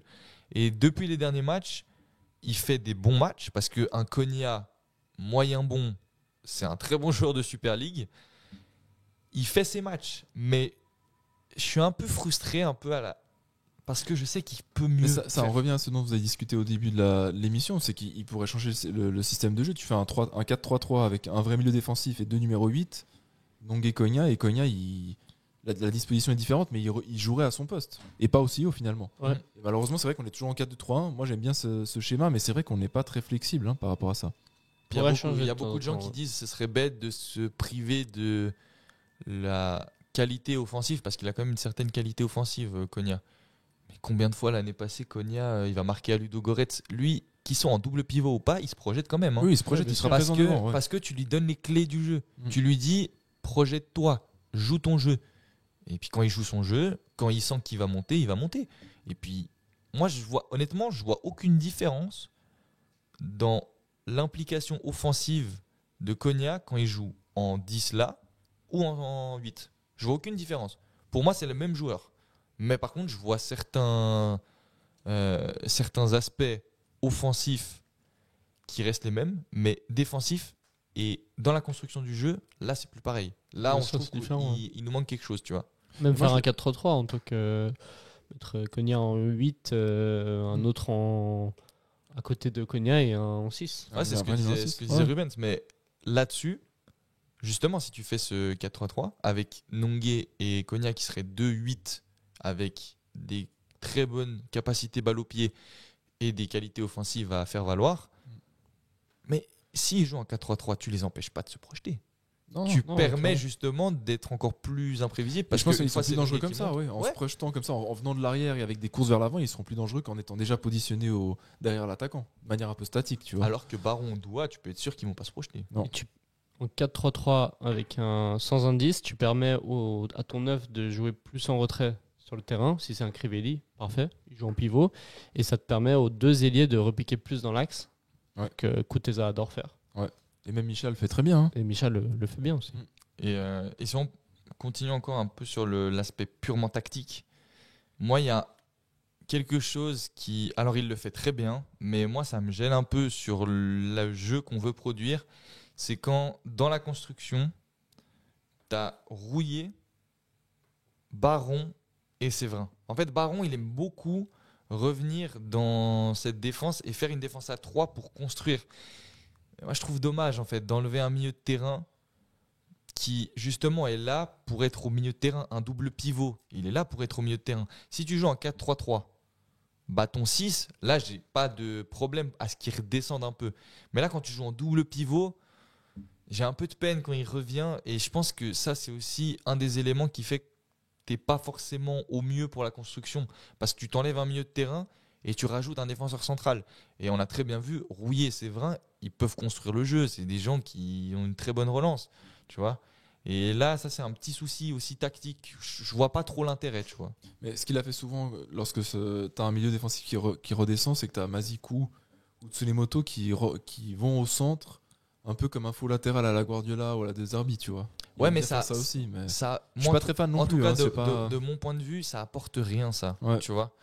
Et on a eu quelques séquences comme ça. ok, Mais... à City, ils le font. Mais à City, ils ont des joueurs comme Stones, comme des Akanji, tout ça. Parfois, ils le faisaient. Mais c'est pas du tout les mêmes joueurs, tu vois. Ouais. Et puis eux, c'est des joueurs qui, Stones et Akanji, c'est des défenseurs centraux de base. Donc c'est des joueurs qui ont l'habitude d'être au milieu du terrain. Mazikou et Tsunemoto, ils ont des aptitudes et des capacités de latéraux, de joueurs de couloir. Pur latéraux, ouais, c'est Donc, ce genre de terrain. Du moment où tu fais rentrer des latéraux au milieu de terrain, c'est rarement, en tout cas à l'échelle de Servette, moi j'ai rarement vu ça comme quelque chose de positif. Puis au niveau de la construction du jeu, ça fait plusieurs matchs qu'on dit on a perdu cette jouerie-là, tu vois. Ouais. Mhm. Ouais. Okay, clairement, ça c'est les tops. Là. Les tops, Steva Konya. Ouais. En flop, est-ce que vous en avez un? Deuil. Hein. Deuil, ouais. Il a eu quand même pas mal de ballons pour combiner, pour porter le ballon, gagner des mètres. Mais à chaque fois ou presque, il glissait, le contrôle, il finissait à 3 mètres. Il est bon dans la surface, en une touche pour finir des actions, mais dans la construction, c'était très très très compliqué hier. Techniquement, ouais, c'est compliqué. Ouais. Problème de contrôle du ballon, des touches trop longues, comme tu disais, ouais, c'est... C'est vrai que les crampons, ils n'avançaient pas. Hein. Ouais, les Ils glissades. faisaient que glisser. Ouais. Alors que Crivelli, avec tous ces ballons-là, tu sais qu'il en aurait fait quelque chose, tu vois. Mhm. C'est pas Suarez ou Lewandowski, mais il aurait pris le ballon, il aurait pu combiner, la donner à quelqu'un d'autre. Enfin, alors que lui, il a perdu un bon nombre de ballons, malheureusement. Et avec le temps, j'ai l'impression qu'il perdait en confiance et que c'était de pire en pire, finalement. Ouais, et puis en plus, tu vois, moi, Ndoye, je le vois vraiment comme notre arme fatale sur le banc. Tu sais. Le mec que tu fais rentrer pour aller débloquer une situation. Mais en titulaire, je suis pas très fan. En titulaire. C'est peut-être aussi le système de début de match qui lui convient pas. Peut-être aussi, oui, Parce tout à que fait. en fin de match, quand il rentre, c'est plus des situations de contre ou chercher de la tête aussi, de centre, là où il peut faire la différence. Alors qu'en début de match, généralement, Servette veut jouer au ballon. Et lui, techniquement, il est un peu plus limité que les autres. Et dans donc la le toucher construction, de balle, c'est ouais, il n'est compliqué, pas ouais. trop dans ça. Donc c'est peut-être quand on le fait débuter titulaire, il faudrait changer aussi l'approche tactique du début de match. Moins sur la construction, plus dans l'efficacité des contres, des bons longs ballons, des centres. Mais Eberle, il a tenté hier, il s'est dit match en milieu de semaine, on va le tester. Je pense qu'on va pas le revoir titulaire de sitôt. Hein. À moins qu'il y ait une blessure, mais je pense parce pas. que au vu de toute la confiance qu'il a donnée à Guimeno, je pense que la confiance il va donner à Endoy sera la même chose. Je vois plus rentrer en fin de match, mais ça m'étonnerait qu'on le revoie titulaire en début de match. Ah ouais, je pense aussi. Ouais, mais au-delà de la performance, je pense surtout qu'il y a une certaine forme de logique derrière ça. Tu vois, je pense que oui, le tenter en milieu de semaine, pourquoi pas. Mais là, c'est pas le mettre dans les meilleures conditions, hein, comme on l'a dit. Et puis Endoy, moi, je crois que c'est un joueur, en tout cas. À l'heure actuelle, peut-être qu'il va prendre en expérience parce que c'est un peu le meilleur championnat dans lequel il va évoluer. Là, il est jeune encore, hein, donc actuellement, il est dans le meilleur carrière, dans le meilleur championnat. Là, le championnat laiton, c'est quand même en dessous du championnat suisse, tu vois, en termes de niveau. Donc peut-être qu'il doit aussi s'habituer à ce rythme-là et à ce niveau-là. Et je pense que pour la fin de saison, il sera bien plus intéressant pour Servette et pour lui aussi en tant que joker et en tant que second attaquant que tu peux faire rentrer pour faire souffler un Crivelli ou apporter une autre option avec Crivelli en attaque. C'est ça, ouais. Et tu vois, t'as qu'à le voir. Les 3 buts qu'il met depuis qu'il est à Servette, c'est sur 2 matchs où il rentre. Ouais. Et en titularisation, 0 but, 0 passe décisive et tu le mets jamais en top sur ses performances, jamais en mention spéciale. T'es limite à dire que c'est un flop quand il est titulaire. Ouais. Parce que soit il n'est pas forcément encore totalement habitué à ce niveau-là de jeu, hein, le niveau suisse. Et peut-être qu'il a aussi ce mindset de se dire il faut peut-être que progressivement je prenne ma place. Et si Crivelli part cet été, eh ben, je pense que 6 mois d'adaptation, et si bien sûr on lève l'option d'achat, mais je pense que l'option d'achat va être levée, Endoy, il aura déjà 6 mois d'expérience en championnat suisse. Il aurait pu s'adapter. 6 mois d'expérience avec l'équipe. Et l'équipe, on connaît Servette, hein, ça va pas énormément bouger au prochain mercato. Donc ça le permettra, je pense, d'être beaucoup plus apte en tant que titulaire l'année prochaine. Ouais. Mais à l'heure d'aujourd'hui, comme dit Rubens, je pense que Ouais, on le reverra pas forcément titulaire, mais pour le bien de l'équipe, parce que et c'est même pas une sanction pour lui sur ses performances. Moi j'ai envie de le voir aussi rentrer en fin de match. Il a apporté de bonnes choses. C'est purement factuel en fait. C'est les prestations. Maintenant, on a un certain nombre de matchs avec lui en titulaire et un certain nombre de matchs avec lui en tant que remplaçant. Quand il est remplaçant, même si les matchs où il a pas marqué, il a apporté quelque chose. Il a apporté du danger. Et je pense que c'est vraiment un joueur qui est là sorti de banc, quoi.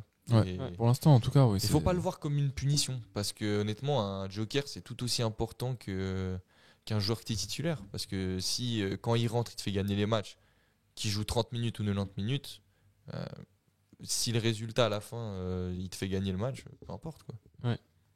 D'autres flops à ressortir? Moi j'ai un petit flop, c'est Eberle. Bon, j'en parle à chaque fois que je suis là, j'en parle d'Eberle.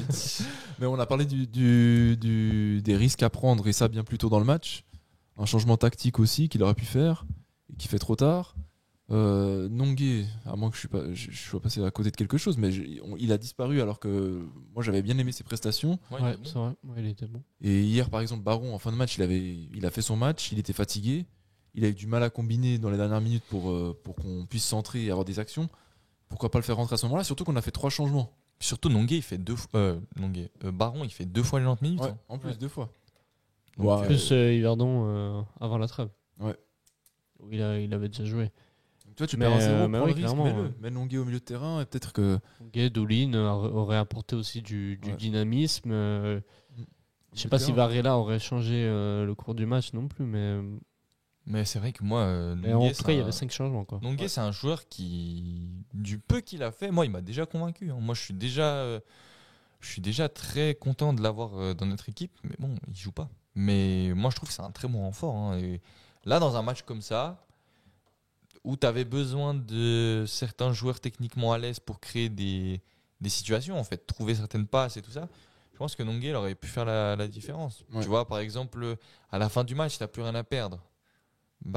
En même temps que Guimeno, par exemple, à la 82e, même si je trouve que c'est tard, je l'aurais fait rentrer même plus tôt, tu lances aussi Nongué. Allez, il reste 10 minutes. Le tout pour le tout. Tu vois. Surtout que les 5-10 dernières minutes, on balançait des ballons, mais les joueurs, ils avaient du mal ne serait-ce qu'à se trouver au milieu de terrain pour pouvoir balancer ces ballons-là, tu vois. Et tu mets un gars frais au milieu de terrain, il aurait apporté un peu de dynamisme, il aurait aidé à construire certaines petites actions pour que ça finisse dans la surface, tu vois. Donc, c'est pour ça que j'en parle d'Eberle.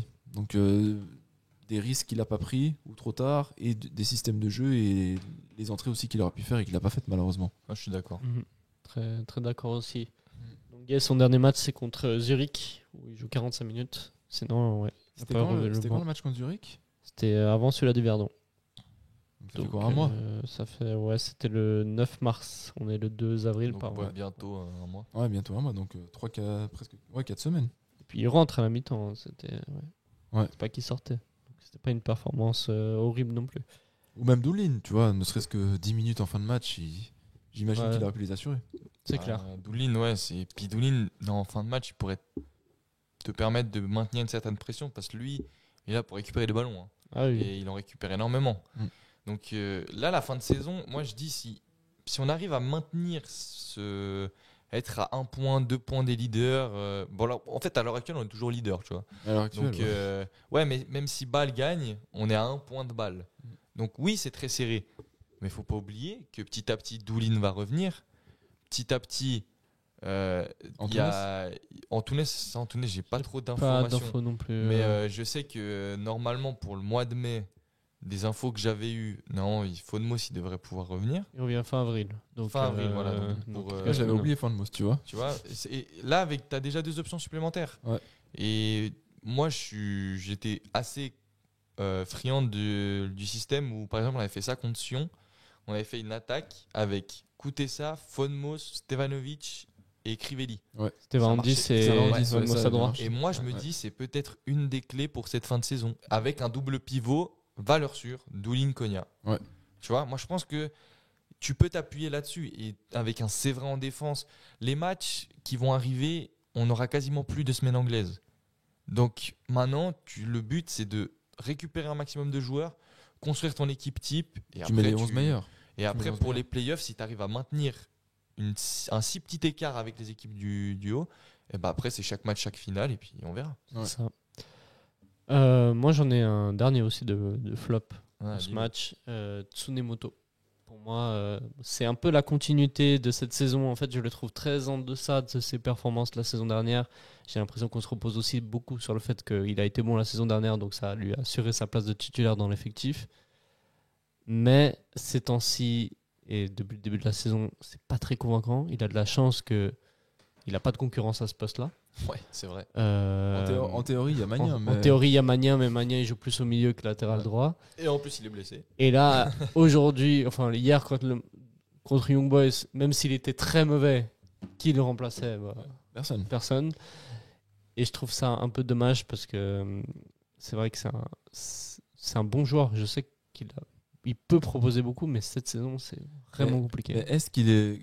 Tu le mets dans les flops parce qu'il est moins bon que la saison passée, ou est-ce que c'est parce qu'il est vraiment mauvais ? Il y a vraiment des moments dans le match où je me suis dit que c'était pas bon. Il y avait des centres qui sont vraiment ratés, des espaces laissés dans son couloir, des erreurs de passes manifestes, dans le sens où c'est des passes très simples et il les rate. Et j'ai l'impression que on remarque pas assez, mais ça porte conséquence au jeu parce qu'on perd beaucoup de ballons de son côté. Ouais, pour aller dans ton sens, justement, je voulais rebondir là-dessus. Je trouve qu'il prend beaucoup plus de risques, mais qui sont inutiles. Ouais. Tu sais, il tente des passes dans l'axe où lui-même n'est pas sûr qu'elle arrive au bon joueur et qu'elle arrive dans les bonnes conditions, au bon moment. Et ça, combien de fois on a vu cette saison où c'est pas lui foncièrement qui perd la balle, mais il va faire une passe à son milieu de terrain qui est déjà pris. Ouais. Et du coup, perte de milieu de terrain dans l'axe, hyper dangereux.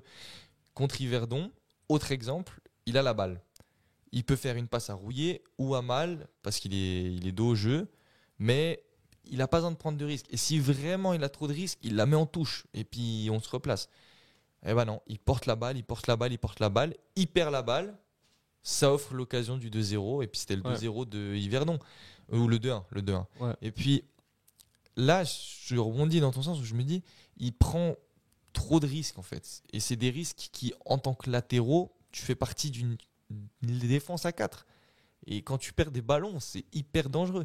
Si tu n'as pas ton défenseur central qui est derrière pour Pour courir, assurer. Et c'est compliqué. Hein. Beaucoup de pertes de duels aussi, j'ai remarqué. Ouais, Ces il temps-ci, perd des duels. des face-à-face, des ballons de la tête, en fait tout ce on glorifiait l'année passée dans son agressivité, dans son impact dans le jeu, cette saison, il n'y a pas.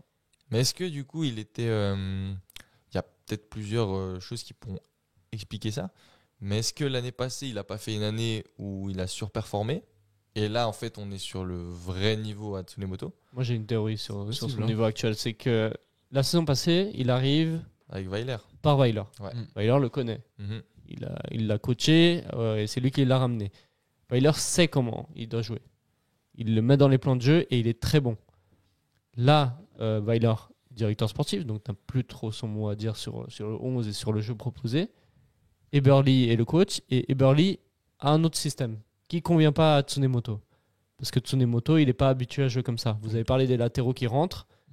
Peut-être Tsunemoto, ça ne lui convient pas de jouer comme ça. Lui, c'est plus un latéral offensif qui prend le dos de son ailier pour aller attaquer, pour centrer. Bah, c'était la spéciale de dédoubler avec Stevanovic. C'est que Là, cette on le saison, voit on pas le faire fait plus. ça, hein. Moi, je le vois pas faire ça. Et cette Alors, saison, qui est bon, c'est Mazikou. Parce que c'est un système qui lui convient. Alors que la saison passée, qui n'était pas bon, c'était Mazikou. Parce que c'est un système qui lui convenait pas avec Weiler. Ouais, mais parce que Mazikou, lui, il est beaucoup plus propre dans son jeu, tu vois. Et même si quand il rentre au milieu de terrain, Mazikou, c'est pas fou, combien de fois, on l'a encore inventé aujourd'hui, combien de fois, lui, justement, on le voit cette saison partir dans le dos de Kutesa, faire les dédoublements et tout ça. Et là, tu vois beaucoup plus de combinaisons Kutesa-Mazikou que Stevanovic, Tsunemoto. Et l'année passée, combien de fois on a vanté ce côté droit, Tsunemoto, Stevanovic, qui eux par contre combinaient. Donc c'est dommage, parce que si par contre sur les deux côtés ils sont aussi bons, là ce serait vraiment dévastateur. Ouais. Mais là malheureusement il y a eu une saison où ça s'est bien passé, une saison où ça s'est mal passé pour Tsunemoto. Et l'inverse Donc, pour Mazikou. et l'inverse pour Mazikou. Tsunemoto, Et il a encore un an de contrat après ça. Hein. Et le souci Il me aussi, semble, c'est ouais. qu'il n'a pas de concurrence. Non. Et comme il n'a pas de concurrence, même s'il performe mal, il continue à jouer. C'est vrai que j'ai pas souvenir d'avoir vu Magnin jouer arrière droit. Hein. Non, ouais. Cette Alors saison, que c'est il a le pas joué. poste où il est formé. Ouais. Même si au milieu de terrain, Magnin il fait le taf. Mais... Ouais, mais le terrain il est bon, j'aime bien son activité. Mais c'est vrai moi j'ai pas souvenir de l'avoir vu au poste d'arrière droit à la place de Tsune. Hein. Mais je Pour pense le que là, concurrencer il sera plus. En tout cas, pour la fin de saison, je pense qu'il sera plus amené à être remplaçant justement de Tsunemoto. Parce que là, il a dépanné. Faut quand même dire, hein, il a dépanné en milieu de terrain de base. Je pense pas que c'était un milieu de terrain quand tu fais ta liste de joueurs au début d'année. Je pense qu'il est quand même dans la catégorie défenseur. Je pense pas qu'il est en catégorie milieu de terrain. Mais au vu de toutes les blessures qu'il y a eu, Doulin qui est blessé, Antunes qui est blessé, ça a montré qu'on avait des énormes trous là. Du coup, on a recruté Nongué. Finalement, Magnin s'est quand même imposé pendant que Doulin n'était pas là. Mais je pense qu'avec le retour de Doulin, quand sur le banc, t'as Ondoa, Baron qui reprennent du temps de jeu, Nongué, ton Magnin, il peut jouer latéral, donc je pense qu'il sera beaucoup plus amené à être plutôt la doublure de Tsunemoto qu'être un cinquième milieu de terrain. Tu vois. Impossible. Hein. C'est la doublure de Tsunemoto, Magnin. Mazikou, de base, sa doublure, c'est Baron. Mais bon, Baron ne joue plus latéral gauche. Ouais. Depuis Puis, alors que moi j'avais bien apprécié il y a 2 ans quand Clichy était repassé au milieu et Baron arrière gauche, j'avais bien aimé. Ouais, Gaguerre, il l'avait sorti des M21. Ouais. Et puis on a aussi Serdanovic, mais qui est blessé, je crois, actuellement. Ah, ça qu'on le voit bien plus sur les feuilles de match. Hein. Ouais. Mais voilà. Ouais, et puis pour la fin de saison, moi j'aime beaucoup l'idée de faire confiance aux jeunes. Et je trouve que cette année, là honnêtement, c'est un point positif à Eberly. Je trouve qu'on a bien pu faire confiance aux jeunes, ce qui a permis de voir éclore. Moi je trouve que cette année, c'est la saison où Ouattara il a quand même éclos, tu vois, cette année. Surtout en 2025. Ouattara en 2025, on le voit maintenant comme une option, alors qu'avant on le voyait plus comme quelqu'un qui venait faire le nombre sur le banc, et puis voilà, et puis il avait très peu, il avait 5 minutes par-ci, 3 minutes par-là. Là on a eu des matchs titulaires, et puis on a eu la même chose avec Varela, super bonne surprise. On fait des Magnin, l'année passée c'était un remplaçant, cette année titulaire. Donc il y a vraiment ce côté, on fait confiance à la formation de Grenat. Cependant, je pense que pour la fin de saison, il vaut mieux se concentrer sur les valeurs sûres et arrêter forcément des paris. Pour moi, Serdanovic, à l'heure actuelle, c'est un pari risqué. Non, bien sûr. Tu vois, pour le faire rentrer latéral droit. Non, mais je disais juste que c'était. Oui, bien sûr, il pourrait jouer là. Mais là, je pense que quand Magnin reviendra, on pourra mettre de la concurrence à Tsunemoto. Ouais, ça pense serait que bien. c'est pas Mais plus mal. je suis pas sûr qu'Eberle il soit dans cette optique-là. Hein. J'ai jamais vu ne serait-ce que remettre en question Tsunemoto, j'ai l'impression. Il est toujours titulaire, indiscutable, et C'est vrai. il n'est pas remplacé en cours de match, donc je suis pas sûr qu'il Magnin, il est tout le temps soit rentré très enclin. Magnin, il est tout le temps rentré en tant que milieu de terrain. Il est terrain arrière-gauche, mais jamais... Même milieu droit ou milieu gauche, je sais plus, il est déjà rentré, hein, quand il fallait défendre en fin de match. Et tu vois, arrière-droit, j'ai pas du tout le souvenir. Ouais, c'est Ouais, clair. c'est vrai. Mais pourtant, c'est vrai que c'est bizarre vu que c'est son poste de formation. Ouais, il pourrait être bon. Il le fait jouer partout, Sauf à sauf son- son à sa poste place. de formation. Ok. Page close de top et flop. On va passer à la Super League. Alors, pas tous les matchs ont été joués parce que là, on est mercredi. Ils viennent de commencer les matchs de mercredi. Et puis, il y a Bâle qui joue jeudi. Mais au classement, on peut déjà voir que Young Boys revient à 2 points de Servette. Lugano a gagné aussi son match hier contre Yverdon. Donc, revient à 3 points de Servette. Ensuite, derrière, Yverdon, je pense, a dit adieu aux chances. De toute façon, ils n'avaient pas beaucoup de chances de monter dans le top 6, mais a dit officiellement adieu à ces chances-là. Je sais même pas si c'était dans l'ambition. Hein. Je sais pas si Peut-être c'était au début de la saison, ils étaient au tout début. pas mal ouais. haut. Après, ils ont dégringolé. Parce que là, quand tu les vois, ils parlent que de maintien. Hein. Ouais, c'est vrai. Dans le discours, ça a toujours été ça, en tout cas. Ouais. Les matchs qui sont en cours, on a Sion qui joue contre. Sion qui joue contre. Non, ça c'est le match d'après. Sion qui joue contre Winterthur et Zurich qui joue contre Lausanne. Ouais, Lausanne qui aurait marqué sur un but gag d'après Bijan.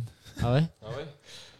Comment ça suit les matchs de Lausanne, Bijan? Non. Il suit le match de Zurich. Ouais, le rival de Ketsé. Ouais. C'est ça. Et demain, il y aura Lucerne, Saint-Gall et Bâle Grasshopper. Ouais. Donc, il reste 3 matchs, pour certains 4, mais en tout cas, ce qui est à retenir, c'est que Bâle peut reprendre la tête. IB revient. Lugano revient. On ne sait pas Lucerne, on ne sait pas Zurich, mais en tout cas, le top 4 s'est resserré. Enfin, va se resserrer. Moi, je vois un vrai top 6 qui peut jouer le titre. Hein. Ah ouais, même Zurich. Même Zurich, s'ils gagnent aujourd'hui, tu vois, ça leur fait Ouais, des points de qu'ils sont plus. pas Ils sont à 3 points de Servette. Même Zurich, moi, j'exclus personne. Il n'y a que Lausanne qui paraît loin maintenant. Bah, si Zurich joue le titre, ils peuvent vraiment jouer les troubles faits parce que tu vois, ils vont jouer IB. Typiquement, si Zurich bat IB, eux, ils se mettent dans la course au titre aussi. Et du coup, si IB, ils ont une défaite jusqu'au play-off, tu vois, là, ils sont à 2 points de nous. Franchement, ça peut encore vraiment... le classement, il peut encore vraiment bouger avant que ça se split. Tu vois, je pense que le top 6... En plus, si Zurich gagne ce soir contre Lausanne, là, le top 6 est assurément défini. Hein. Ouais. Là, je pense qu'il est à 80% défini. T'as encore ce léger doute de Lausanne s'il gagne ce soir contre Zurich. Ouais. Lausanne peut peut-être s'inviter dans le top 6. Mais en tout cas, les 5 équipes que sont Lucerne, Lugano, IB, Bâle, Servette, eux sont assurés d'être dans le top 6. Ça semble fait en tout cas. Ouais. Et c'est là où tu te dis, si ça en reste comme ça, les playoffs, ça va se taper dessus à chaque match. Et en fait, tous tes résultats à toi seront importants, mais tous les résultats dans les autres matchs seront importants. Et du coup, ça sera des playoffs, je pense, plus qu'intéressants. Et peut-être les playoffs les plus serrés, concernant le plus d'équipes qu'on aura dans les prochaines années. Parce qu'un championnat aussi serré, je ne sais pas si ça va se repasser beaucoup de fois. Hein. Ouais, c'est exceptionnel que Young Boys ait fait un si mauvais début de saison. Ce qui a donné de la chance à toutes les équipes du top 6 à gagner le championnat. Ouais. Parce que si IB avait fait son classique début de saison, ils auraient eu beaucoup d'avance, tu vois. Ils auraient eu beaucoup trop d'avance. Là, ils auraient été à 60-70 points. Et puis, nous, on serait à la traîne derrière en train de gratter la deuxième place contre Bâle. Et on se taperait pour la deuxième place. Ouais, c'est ça. Ouais. Si Zurich gagne ce soir, il y a un autre avantage, c'est que Saint-Gall est officiellement out du top 6. Mm-hmm. Et nous, le prochain match, c'est Saint-Gall. À Saint-Gall. Et du coup, ils seraient moins motivés. Ils seraient pas... Ils seraient quand même... Je pense qu'ils sont quand même motivés à gagner, oui. Mais ils seraient moins motivés. Ils savent qu'ils n'ont plus grand-chose à jouer. Voilà, c'est ça. C'est vrai que eux, imaginons qu'ils jouent le top 6, enfin le top 6, les 6 derniers, je les vois quand même pas descendre. Ils ont quand même beaucoup de points d'avance sur Grasshopper et Vinti, donc pour eux le maintien il est quasi assuré, ils ont plus rien à jouer quoi. Ouais, Saint-Gall, c'est du courant alternatif. Ils ont fait, dans la saison, ils ont fait des très bons matchs, ils ont fait de très mauvais matchs. Et j'ai l'impression que cette équipe, on peut jamais pronostiquer ce qu'elle va faire dans le prochain match. Cette année, c'est vraiment l'équipe moyenne. Ouais, c'est qui l'équipe va faire des résultats ou pas. Qu'on sait pas. On peut pas prédire ce qu'ils vont faire.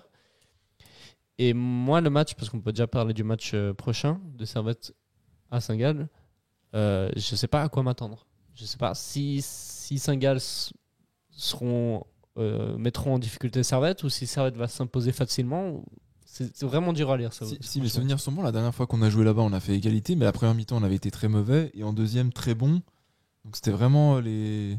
Et Saint-Gall, la même chose. Ouais. Donc tu vois, c'est vrai que c'est difficile à. Et 3 derniers matchs, c'est un partout. On a fait un partout à Genève en janvier, un partout là-bas en octobre et un partout la saison passée en mai.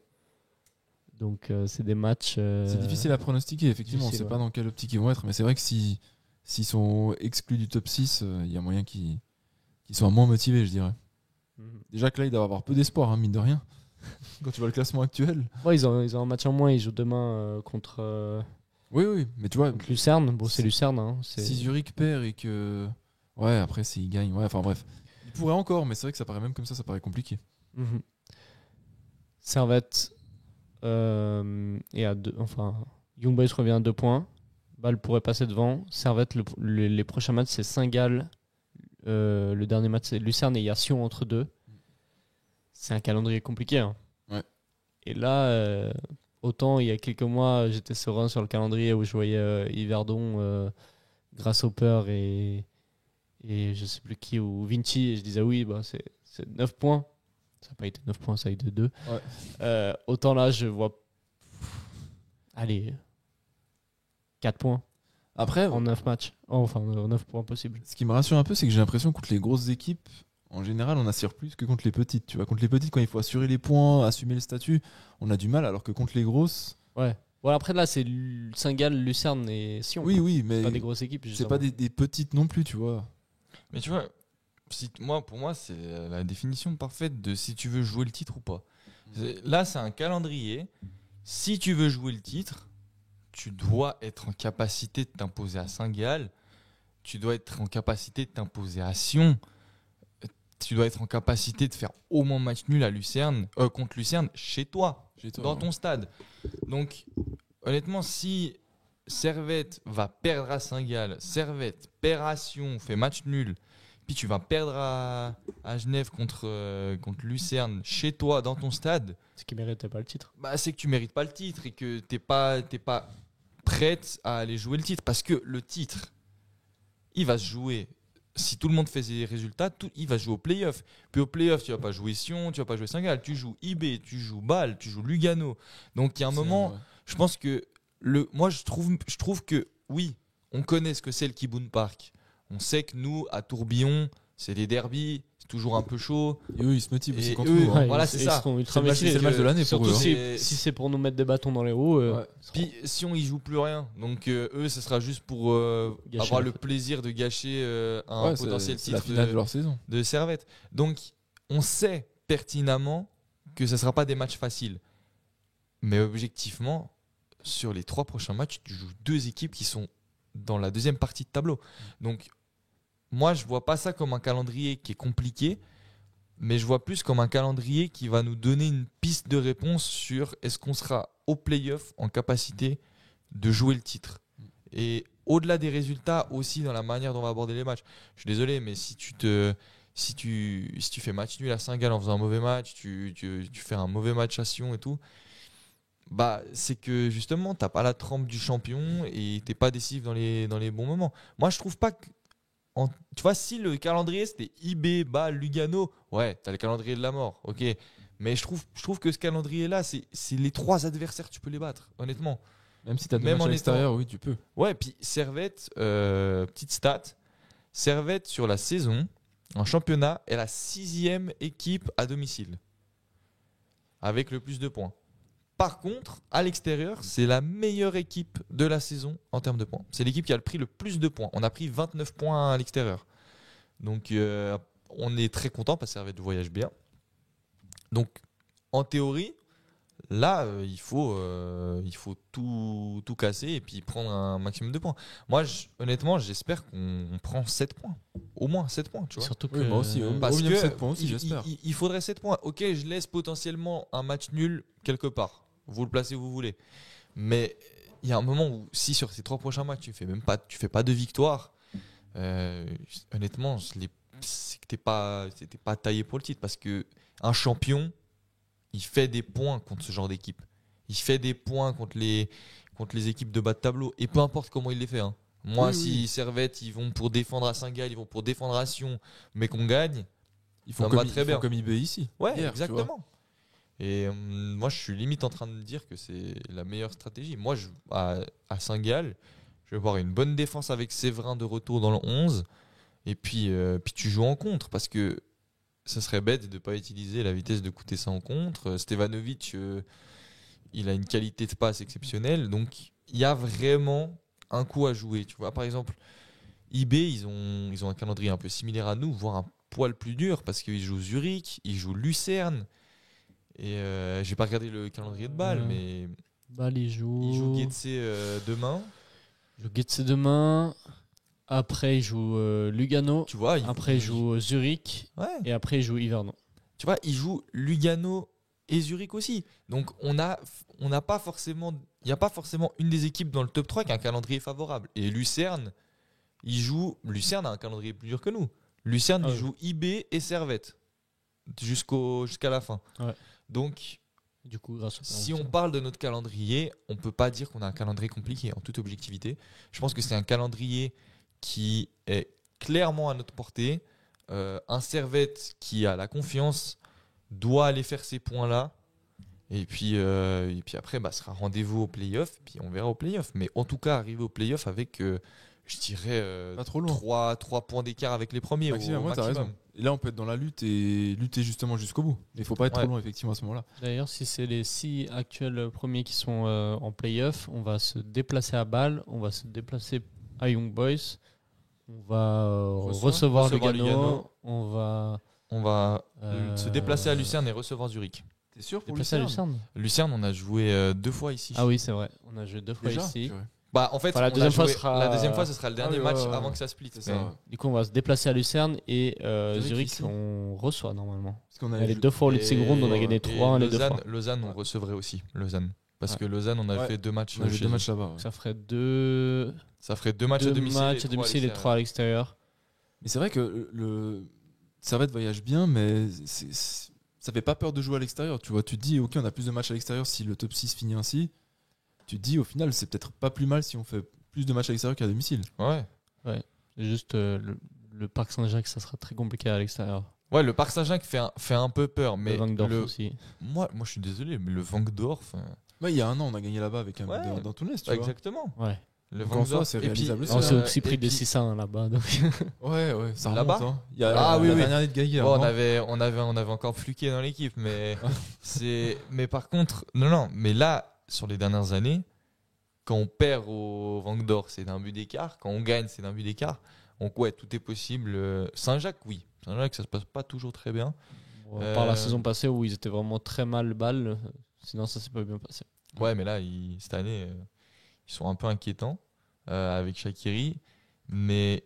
Tu vois, Lucerne, jouer à Lucerne, généralement, ça nous a plutôt bien réussi. Hein. Un joueur à Lucerne, c'est pas très inquiétant.